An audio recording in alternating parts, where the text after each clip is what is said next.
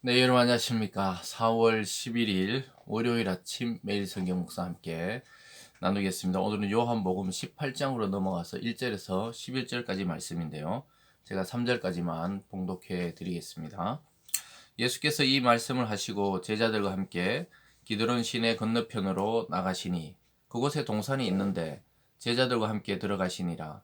그것은 가끔 예수께서 제자들과 모이시는 곳이므로 예수를 파는 유다도 그것을 알더라.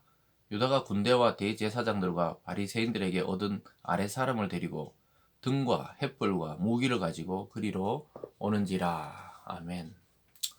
오늘 본문의 내용을 중심으로 자기는 드러내시고 제자들은 보호하심.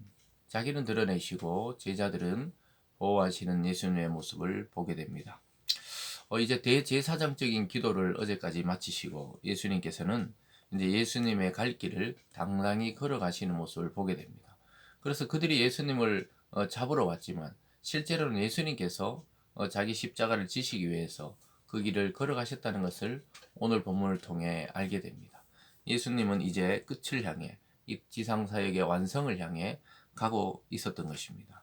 그 와중에 제자 유다는 배반해서 오히려 예수님을 잡아가려고 군대들을 데리고 오는 그런 사람이 되었고, 그러나 제자들을 보호하시기 위해서 예수님은 자기를 드러내시면서 이 자들은 용서하고 나는 데려가라, 이렇게 또 끝까지 제자들을 보호하시는 예수님의 모습이 나타나게 됩니다. 그 와중에 또 베드로는 저항을 하게 되죠. 칼을 빼서 그 종중의 한 명의 귀를 쳤는데 예수님께서 도로 칼을 집어넣으라 하면서 예수님을 고쳐주시는 그러한 일들이 있었던 것입니다. 어쨌든 이 모든 사건을 통해 예수님은 이제 자기를 잡아온 사람들에게 숨기지 아니하시고 때가 되었기 때문에 자기를 드러내셔서 이제 제자들은 보호하시고 자기는 이제 하나님이 예정하신 또 작정하신 그 고난의 길로 들어서는 것을 보게 됩니다. 오늘 첫 번째로 유다의 배반을 보게 되는데요. 유다는 참 이 회계 담당이었습니다. 회계 알지요? 돈을 담당하는 자였는데 굉장히 돈에 밝았습니다. 여러분, 우리가 살아가다 보면 돈 때문에 여러 가지 얽히고 설키고 또 분쟁이 생기고 또 고통을 받고 또 마음의 상처를 받고 결국 그 문제 때문에 참 지독스럽게도 인생이 꼬이고 이런 분들이 많이 있죠. 근데 결국은 뭐냐? 돈은 사용과 이용의 대상인데 돈을 사랑하게 될 때 이 문제가 생기는 것입니다. 현대 사회의 이 물질 문명의 사회에서 사람들은 돈이면 다 된다. 돈을 벌 수 있으면 무엇이든지 한다. 이런 사고가 이 젊은이들과 또 온 국민들 사이에 퍼져 있는데요. 이 크리스찬들도 이것에 많이 물들어 있는 것이 사실입니다. 그러나 예수님께서는 분명하게 말씀했습니다. 재물과 하나님을 동시에 섬길 수 없다. 이 말은 하나님을 사랑한다 하면서 또 재물도 사랑하고 이것은 가능하지 못하다는 거예요. 결국 예수를 따랐지만 돈을 사랑했던 가룟 유다는 돈을 받고 예수를 팔게 됩니다. 여러분, 이것이 자칫 잘못하면 저와 여러분이 어떤 이 세상 것, 또 물질과 또 자기 유익을 위해 신앙을 팔아버리는 그런 이 자세가 이 유다 속에 있고 우리 속에도 있다는 사실을 늘 주의해야 됩니다.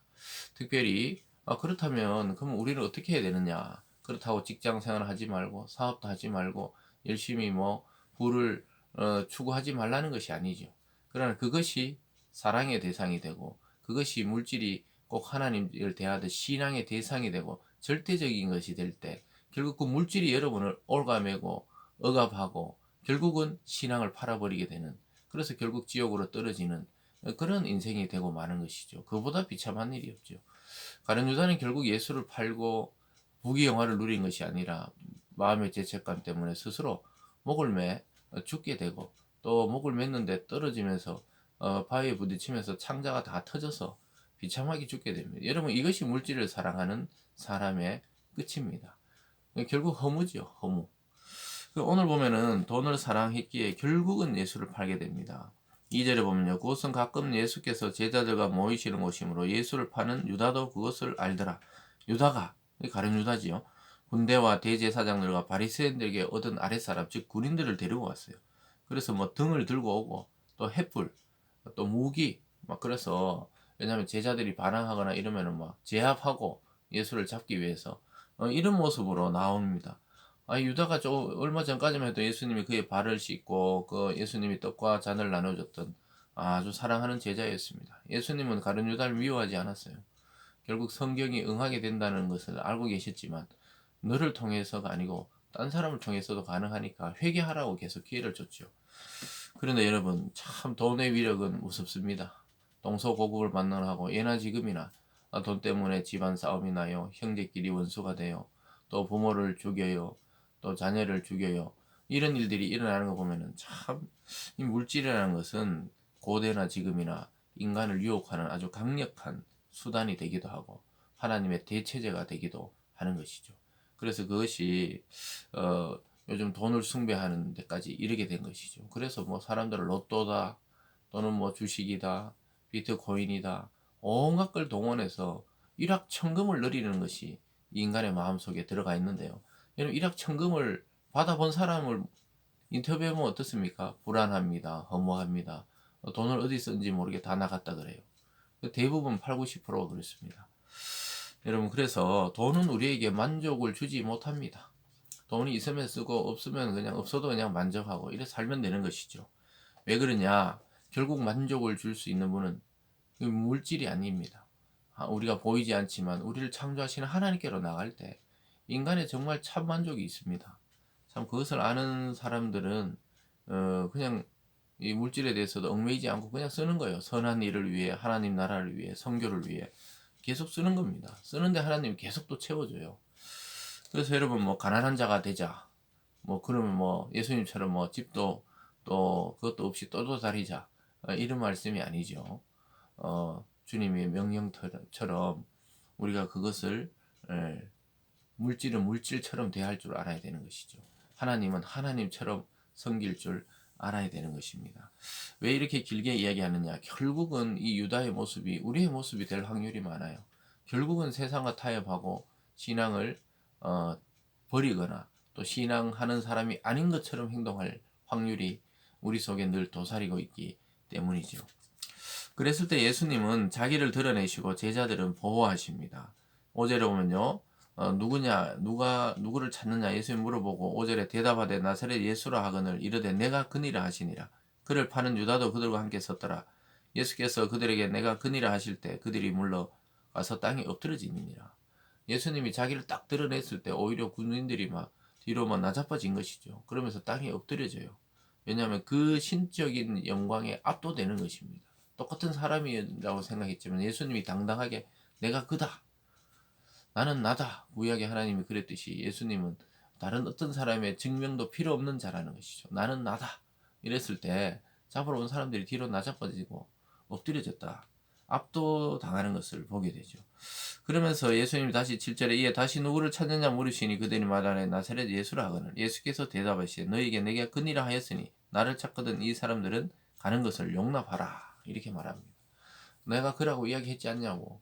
가룟 유다가 여기 서 있었다 이렇게 성경이 말하는 것은 가룟 유다가 예수인 줄 알기 때문에 예수가 내가 그다 그랬을 때 사람들에게 맞다 이렇게 대답을 해줘야 되죠.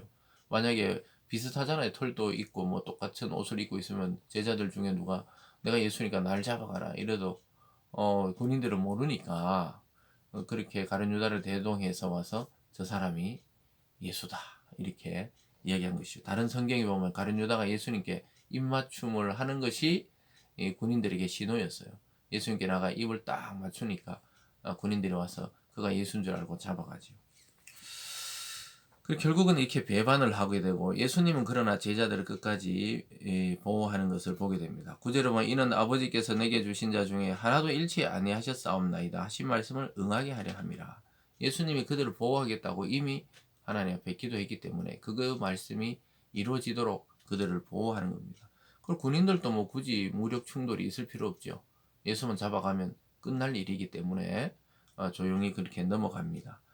그리고 예수님이 이렇게 이야기하는데 베드로가 또 누굽니까? 예수님의 수제자. 또 먼저 나서서 싸우게 됩니다. 10절에 보면 이에 시몬 베드로가 칼을 가졌는데 그것을 빼어 대제사장의 종을 쳐서 오른편 귀를 베어버리니 그 종의 이름 말곤이라. 칼을 빼서 막 팍 쳤는데 오른쪽 귀가 하나 떨어져 나가버렸다는 것이죠. 근데 예수님은 오히려 그것을 말리십니다. 11절입니다. 예수께서 베드로더러 이르되 칼을 칼집에 꽂으라. 아버지께서 주신 잔을 내가 마시지 아니하겠느냐. 하나님이 주신 잔, 즉 십자가의 길, 십자가의 잔을 내가 마셔야 되는 때가 온 것인다. 왜 네가 막고 있느냐. 또 이것도 있지만 사실은 제자들을 보호하는 것이죠. 베드로가 칼을 들었으면 이제 군인들도 같이 싸우게 되고 서로 하다 보면 제자들이 다 죽거나 잡혀가게 되기 때문에 예수님이 칼집에 도로 꽂으라. 다른 복음서에 보면은 쓰는 자는 칼로 망한다. 이런 이야기 하시면서 그 말고의 길을 다시 잡고 붙여주고 회복시켜주는 그런 예수님의 모습을 보게 되죠. 그러면서 예수님은 자기의 갈 길을 간다 이렇게 말하고 있습니다. 그래서 예수님은 저항하지만 비폭력적으로 저항하게 되는 것입니다. 사랑하는 여러분, 당당히 십자가의 길로 나아가신 예수님을 오늘 한번 바라보시기 바랍니다. 또 저와 여러분을 보호하고 승리하게 하고 인도하시게 하려고 자기가 먼저 십자가를 지시고 부활하셔서 성령을 주시고 우리를 평안케 하시고 그랬다는 사실을 오늘 기억하시면서 우리는 끝까지 참 어려움이 있고 유혹이 있어도 유다처럼 배반하지 말고 끝까지 베드로가 좀 무시겠지만 그래도 끝까지 예수님의 편에 서는 그러한 참된 저와 여러분의 그런 삶이 되기를 주님의 이름으로 축원드립니다. 기도하겠습니다. 사랑의 하나님 아버지 감사합니다. 주님은 끝까지 지상사역을 완성하시면서도 제자들은 보호하시고 자기는 당당히 이제 자기의 길로 걸어갈 시간이 되셨으므로 드러내고 계십니다. 하나님 그 와중에 배반한 제자 유다의 모습은 참 마치 우리가 때때로 주님을 부인하는 것과 마찬가지라는 것을 깨닫게 됩니다. 우리는 돈을 사랑하고 세상을 사랑하고 또 우리 자신을 너무 사랑해서 주님을 잊어버릴 때가 많이 있습니다.